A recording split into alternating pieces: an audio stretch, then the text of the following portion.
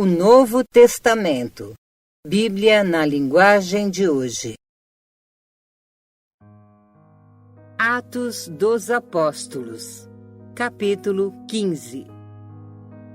Alguns homens foram da região da Judéia para a cidade de Antioquia e começaram a ensinar aos irmãos que eles não poderiam ser salvos se não fossem circuncidados, como manda a lei de Moisés. Paulo e Barnabé não concordaram e tiveram uma discussão muito forte com eles a respeito disso. Aí foi resolvido que Paulo e Barnabé e mais alguns irmãos fossem para Jerusalém a fim de estudar esse assunto com os apóstolos e os presbíteros da igreja. Então, a igreja de Antioquia mandou que eles fossem. Eles passaram pelas regiões da Fenícia e da Samaria, contando como não-judeus estavam se convertendo a Deus. E todos os irmãos ficaram muito alegres com essa notícia. Quando chegaram a Jerusalém, foram recebidos pela igreja, pelos apóstolos e pelos presbíteros, que lhes contaram tudo o que Deus havia feito por meio deles. Mas alguns membros do partido dos fariseus, que também haviam crido, se levantaram e disseram: os não-judeus têm que ser circuncidados e têm que obedecer à lei de Moisés. Então, os apóstolos e presbíteros se reuniram para estudar o assunto. Depois de muita discussão, Pedro se levantou e disse: meus irmãos, vocês sabem que há muito tempo Deus me escolheu entre vocês para anunciar o Evangelho aos não-judeus, a fim de que eles pudessem ouvir e crer. E Deus, que conhece o coração de todos, mostrou que aceita os não-judeus, pois deu o Espírito Santo também a eles, assim como tinha dado a nós. Deus não fez nenhuma diferença entre nós e eles. Ele perdoou os pecados deles porque eles creram. Então, por que é que vocês estão querendo pôr Deus à prova, colocando uma carga nas costas dos que agora estão crendo? E essa carga nem nós, nem os nossos antepassados pudemos carregar. Pelo contrário, por meio da graça do Senhor Jesus, nós, judeus, cremos e somos salvos do mesmo modo que os não-judeus.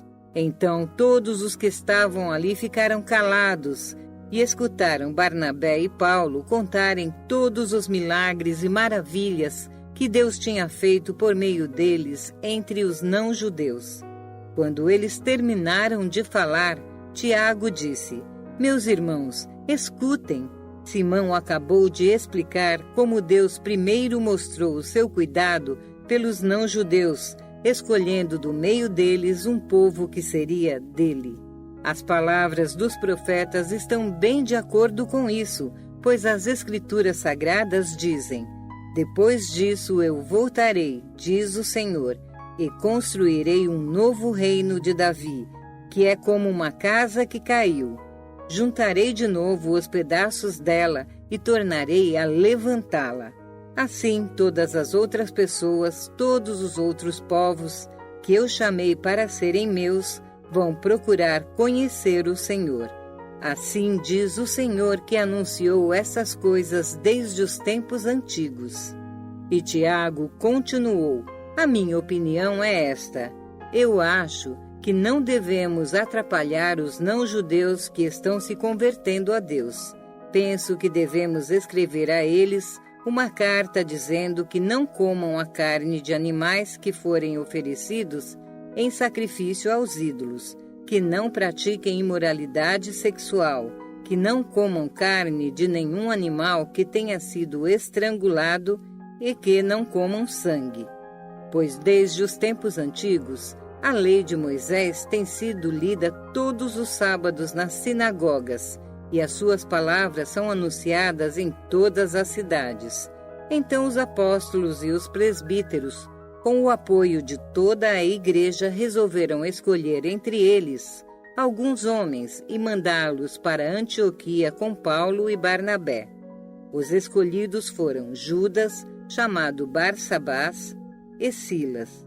Esses 2 homens eram muito respeitados pelos membros da igreja e mandaram por eles a seguinte carta: Nós, os apóstolos e presbíteros, irmãos de vocês, mandamos saudações aos nossos irmãos não-judeus que vivem na Antioquia e na província da Síria e na região da Cilícia. Soubemos que alguns do nosso grupo foram até aí e disseram coisas que criaram problemas para vocês. Porém, não foi com a nossa autorização que eles fizeram isso.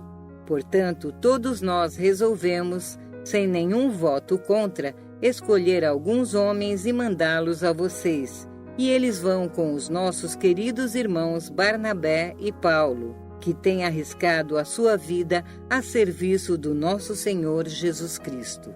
Estamos enviando, então, Judas e Silas para falarem pessoalmente com vocês sobre estas coisas que estamos escrevendo, porque o Espírito Santo e nós mesmos resolvemos não pôr uma carga sobre vocês, a não ser estas proibições que são de fato necessárias. Não comam a carne de nenhum animal que tenha sido oferecido em sacrifício aos ídolos. Não comam o sangue nem a carne de nenhum animal que tenha sido estrangulado. Não pratiquem a imoralidade sexual. Vocês agirão muito bem se não fizerem essas coisas. Saúde a todos. Então mandaram que os 4 partissem e eles foram para Antioquia. Lá reuniram os cristãos e entregaram a carta. Quando estes a leram, ficaram muito alegres com as palavras de ânimo que havia nela. Judas e Silas, que eram profetas, falaram muito com os irmãos, dando-lhes assim ânimo e força. Eles passaram algum tempo ali. E depois os irmãos, fazendo votos de boa viagem, os mandaram de volta àqueles que os tinham enviado. Porém, Silas achou melhor ficar ali. Mas Paulo e Barnabé ficaram algum tempo em Antioquia. Eles e muitos outros cristãos ensinavam e anunciavam a palavra do Senhor. Algum tempo depois, Paulo disse a Barnabé: Vamos voltar e visitar os irmãos em todas as cidades onde já anunciamos a palavra do Senhor. Vamos ver se eles estão bem. Barnabé queria levar João Marcos. Porém, Paulo não queria, pois Marcos não tinha ficado com eles até o fim da primeira viagem missionária, mas os havia deixado na província da Panfilha. Por isso, eles tiveram uma discussão tão forte que se separaram. Barnabé levou João Marcos consigo e embarcou para a ilha de Chipre, enquanto que Paulo escolheu Silas e seguiu viagem, depois que os irmãos entregaram aos cuidados do Senhor. E Paulo atravessou a província da Síria e a região da Cilícia, deixando força às igrejas.